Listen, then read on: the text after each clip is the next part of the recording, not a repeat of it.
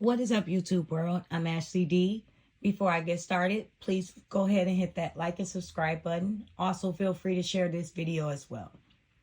Everything I state is allegedly, not a guaranteed fact, my own personal opinion and observation. So, I'm going to speak on something that's a little touchy. It's coming from the heart because it didn't sit right with me. I don't know if it's a lot of you out here that might possibly feel this way. Feel free to leave your opinion after down below.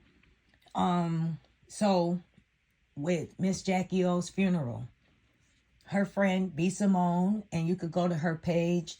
It's a lot of females that she did content with that are content creators as well that she bonded with.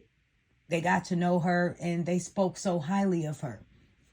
And for them to go on their podcast and speak about all these amazing accomplishments that she's done, how she was a boss chick, and how it bothered them at the service that no one spoke of the good things about her. They spoke about her in the 20s dancing and all this stuff that wasn't irrelevant, that didn't have anything to do with the woman she was today, not to mention the amazing mother she was.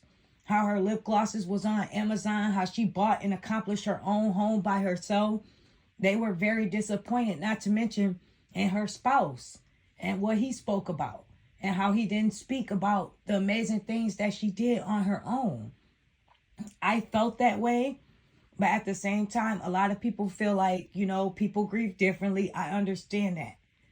However, I'm going to stick to what I feel when I say, if you're at someone's service, and they're such an amazing light, great person. And everyone around us, everyone that was drawn into this situation, that went on her channel, that observed the person that she was and the content she put out, not to mention the mother, the above and beyond mother that she was.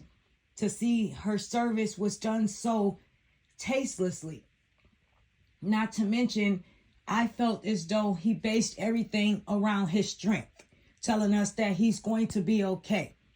And to me, I saw a lot of people say, well, I want my child's father to be that way and be okay and be at my service like that. I want them to be okay for the kids. Absolutely. However, I want my service to be about me if you truly, genuinely loved me. And he could be a man of God, but I feel like a man of God would have married this woman after all these years, 3 kids later. Now, one time he mentioned and said, I wanted to make her my wife. I was so in love with her. This was the love of my life. He talked about her bearing kids for him. He wanted 7 more. And the gesture he did in a sexual, inappropriate manner at that time, I felt like he based everything all around him. And everyone took it as though it was strength for him to say, I can't complain if Joseph didn't complain. Well, guess what? When I'm grieving, I'm going to complain. I was mad at God. I was angry. I was hurt. I was upset. I asked him, why did he forsake me? What did I do wrong to deserve this? And I had to come to terms that it wasn't about me. It wasn't about my journey with God. It was about her journey with God. And her mission was complete. Even though I'm fighting day to day to try to accept that, to try to come to terms with that. That's not an easy process. And for someone to have 3 kids that are daughters that was involved in their lives and accomplish so many amazing things in such short time and make an impact on so many people around them. All you can say about her is you wanted more kids by her and then you made it about you. Not to mention your father. It seems as though her friends knew her more than him. Or if we're honest about the situation, if we're 110% honest, that man did not seem like he was in love with Miss Jacky Oh. From the first video, when they were going live and he was talking crazy to her. Not to mention this man of God just smoking on live like that, talking about he wants some you-know-what from her. And it was very disrespectful. And he even stated in several interviews that she chased him. He didn't pursue her. So that's when the problem comes in at. When you're pursuing a guy, he feels as though his value is more than yours. And I felt like throughout this whole relationship, she continued to go on and try to be the best she can be and try to show her love and try to create this family dynamic that he really wasn't feeling. Because had he been feeling that way all these years, 3 kids later, that man would at least put a ring on it or propose to her. I feel like her funeral was made a mockery out of. And it was God used for an example for him to get away with not being able to show love, empathy, or compassion. He used it as though this is strength. That's what I personally feel like. It's one thing to be strong. We all have to be strong. He has 3 kids he's looking after. I understand that. But my point is, this was her moment, not yours. You can talk about being strong, but give her flowers. And you didn't do that. And for her friends to feel like it was necessary to go on their podcast and speak about all these great things she accomplished. And the only thing you could think of is her bearing your kids, being a good mom. That's it. You were the love of her life. And that's the only thing you could say. And her father, what did he even say?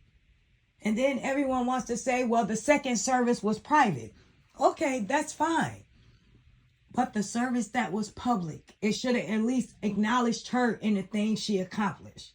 It's one thing to have a private service, not to mention, allegedly, DC told the father that it wasn't necessary to have another one.